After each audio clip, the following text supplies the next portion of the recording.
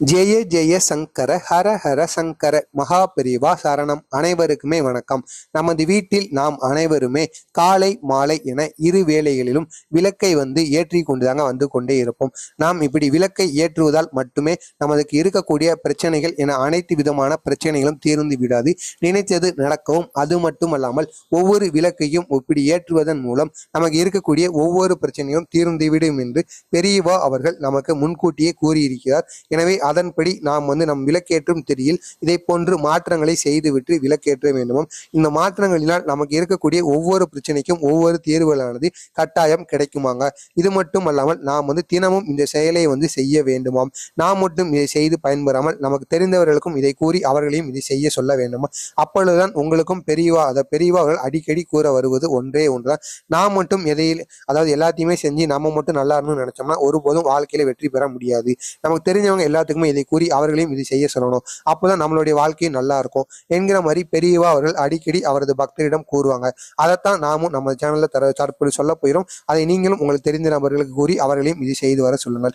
அதாவது நாம் எப்பயுமே விளக்கேற்றும் போது காலையாக இருந்தாலும் சரி மாலையாக இருந்தாலும் சரி அதில் ஒற்றைப்படையில் நீங்கள் கற்கண்டுகளை போட வேண்டுமாங்க. அந்த விளக்கேற்றும் காமாட்சி விளக்காக இருந்தாலும் சரி அல்லது குத்தி விளக்கில் நீங்கள் விளக்கேற்றினாலும் சரி அதில் ஒற்றைப்படையில் 1, 3, 5 உங்களது வீட்டில் இருக்கக்கூடிய கற்கண்டுகளை போட்டு விளக்கேற்ற வேண்டுமோ. நீங்கள் இவ்வாறு இந்த விளக்கை ஏற்றுவதனால் அதாவது உங்களது வாழ்க்கை சிறப்பாக இருக்குமாம். நீங்கள் விளக்கேற்றும் போது அதற்கு இனிப்பு போடுவதனால் உங்களது வாழ்க்கையிலும் இனிப்பான சம்பவங்கள் தொடர்ந்து நடைபெற்று கொண்டே இருக்குமாம். அசம்பாவிதமான சம்பவங்கள் நடப்பது குறைந்து கொண்டே இருக்கும் என்று பெரியவா அவர்கள் கூறியிருக்கிறார்கள். எனவே மறக்காமல் நீங்களும் உங்களது வாழ்க்கையில் விளக்கேற்றும் பொழுது இந்த ஒரு செயலை தொடர்ந்து செய்து வாருங்கள். இதை நீங்கள் இன்று காலை நீங்கள் இந்த கற்கண்டை போட்டீர்கள் என்றால் நாளைக்குள் கரைந்துவிடும். அப்படி கரையவில்லை என்றால் நீங்களே அகற்றி விடலாமாங்க. அகற்றிவிட்டு நாளை மறுபடியும் வேற கற்கண்டை போட்டு விளக்கேற்றலாமாங்க.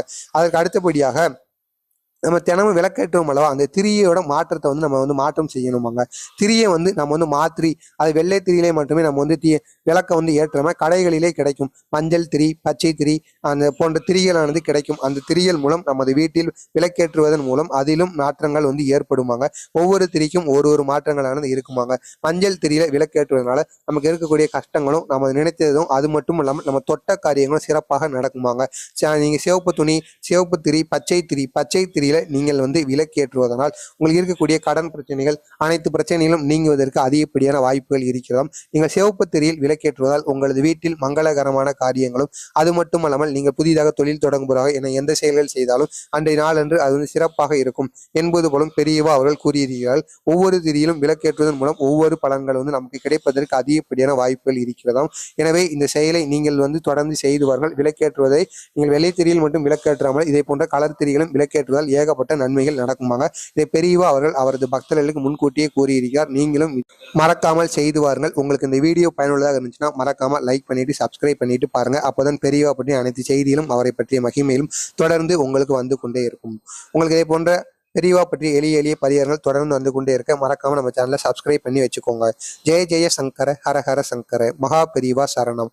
அனைவருக்குமே நன்றி.